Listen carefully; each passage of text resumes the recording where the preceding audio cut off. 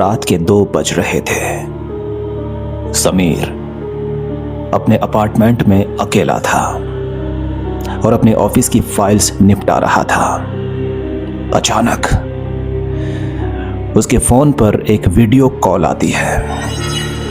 वो कॉल उसकी पत्नी नेहा की थी, जो 2 दिन पहले ही शहर से बाहर अपने मायके गई हुई थी।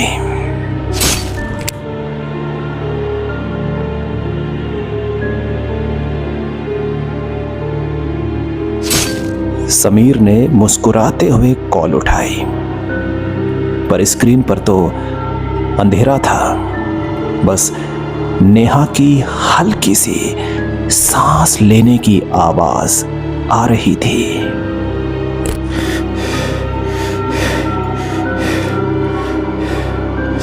नेहा, इतनी रात को सब ठीक तो है? समीर पूछता है।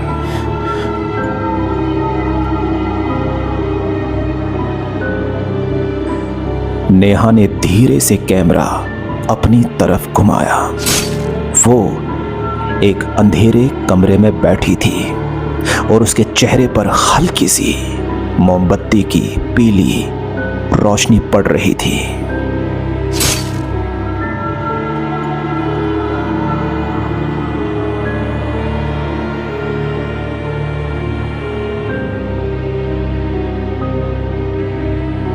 वो अजीब तरह से मुस्कुरा रही थी, इतनी चौड़ी मुस्कान कि उसके गालों की नसें खिंच रही थी। वो कुछ बोल नहीं रही थी, बस एक टक समीर को देखे जा रही थी।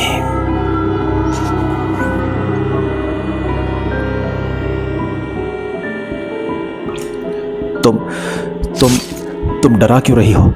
कुछ बोलो, समीर ने थोड़ा घबराते हुए कहा।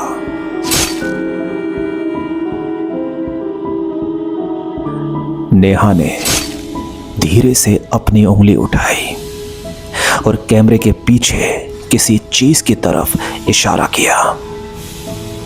समीर ने अपने फोन की स्क्रीन को ध्यान से देखा तो उसे कुछ दिखाई दिया। नेहा के पीछे उसी अंधेरे कमरे के कोने में कोई धुंधली सी आकृति खड़ी थी। समीर का दिल तेजी से धड़कने लगा। उसने फुसफुसाते हुए नेहा से पूछा, नेहा, तुम्हारे पीछे कौन है?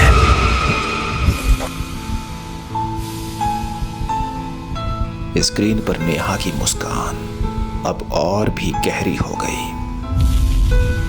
उसने अपना फोन धीरे से नीचे रखा, जिससे उसका पूरा कमरा दिखाई देने लगा था। समीर की चीख निकलते निकलते रह गई थी। नेहा जहां बैठी थी, उसके ठीक पीछे दीवार पर एक बड़ा सा आईना लगा था।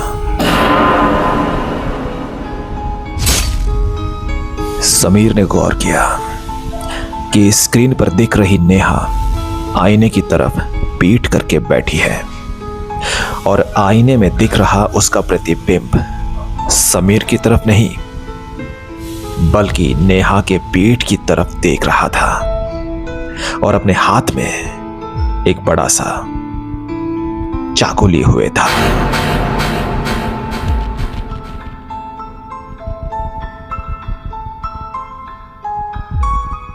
तभी नेहा ने फोन के स्पीकर में फुसफुसाकर कहा, समीर, पीछे मत मुड़ना, आईने वाली नेहा बाहर आ चुकी है।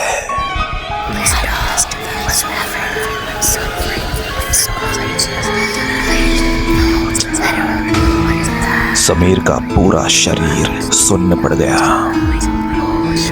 उसे महसूस हुआ कि उसके कमरे की ठंडी हवा अचानक गर्म हो गई है और उसके ठीक कान के पास किसी की भारी सांस लेने की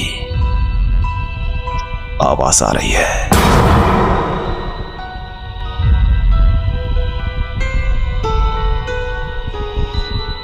उसने कांपते हाथों से फोन की स्क्रीन देखी। कॉल कट चुकी थी। फोन की काली स्क्रीन पर अब समीर को अपना खुद का प्रतिबिंब दिख रहा था, लेकिन उस प्रतिबिंब में समीर की आंखें बंद थी, जबकि असलियत में समीर की आंखें पूरी तरह से खुली थी।